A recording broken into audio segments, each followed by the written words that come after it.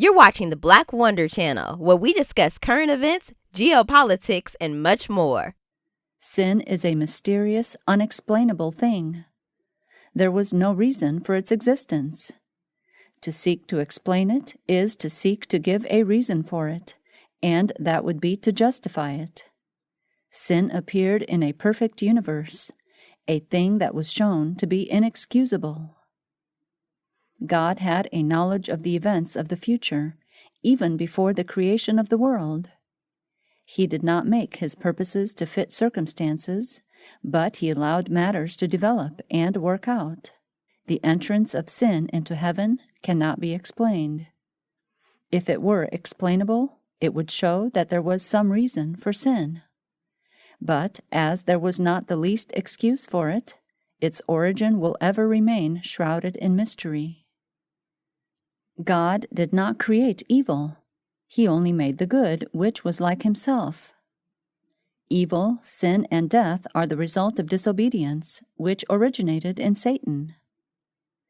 There was a time when Satan was in harmony with God, and it was his joy to execute the divine commands.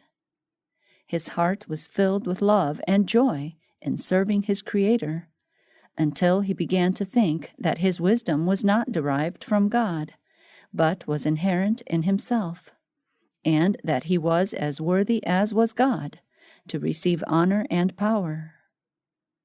Though God had created Lucifer noble and beautiful, and had exalted him to high honor among the angelic host, yet he had not placed him beyond the possibility of evil. Little by little, Lucifer came to indulge the desire for self-exaltation. Though all his glory was from God, this mighty angel came to regard it as pertaining to himself. Satan thought how angels had obeyed his command with pleasurable alacrity. Were not his garments light and beautiful? Why should Christ thus be honored before himself? The angels joyfully acknowledged the supremacy of Christ, and prostrating themselves before him, poured out their love and adoration. Lucifer bowed with them, but in his heart there was a strange, fierce conflict. Truth, justice, and loyalty were struggling against envy and jealousy. Lucifer sowed the seeds of doubt in the minds of many of the angels. Angels that were loyal and true sought to reconcile this mighty, rebellious angel to the will of his Creator. They justified the act of God in conferring honor upon Jesus Christ, and with forcible reasoning sought to convince Satan that no less honor was his now than before the Father had proclaimed the honor which he had conferred upon his Son. They clearly set forth that Jesus was the Son of God, existing with him before the angels were created. A vast number of the angels were seduced. God's government included not only the inhabitants of heaven, but of all the created worlds. God, in his wisdom, did not immediately thrust Satan out of heaven. This act would not have changed his principles, and would only have strengthened his rebellion, for it would have created sympathy for him as one unjustly dealt with, and he would have carried a much larger number with him. Even the loyal angels did not fully discern his, Satan's, character. This was why God did not at once destroy Satan. Had he done so, the holy angels would not have perceived the justice and love of God. A doubt of God's goodness would have been as evil seed that would yield the bitter fruit of sin and woe.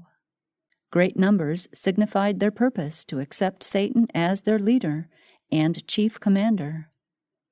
As he saw his advances were met with success, he flattered himself that he should yet have all the angels on his side, and that he would be equal with God himself, and his voice of authority would be heard in commanding the entire host of heaven. Satan could use what God could not: crookedness and deceit. God, in his great mercy, bore long with Lucifer. He was not immediately degraded from his exalted station when he first indulged the spirit of discontent, not even when he began to present his false claims before the loyal angels. Long was he retained in heaven. Then Satan exultingly pointed to his sympathizers, comprising nearly 1/2 of all the angels, and exclaimed, "These are with me. Will you expel these also, and make such a void in heaven?" He then declared that he was prepared to resist the authority of Christ, and to defend his place in heaven by force and might, strength against strength. The knowledge which Satan, as well as the angels who fell with him, had of the character of God, of his goodness, his mercy, wisdom, and excellent glory, made their guilt unpardonable. Thank you for watching the Black Wonder channel. If you found value in our content, please like, subscribe, and share.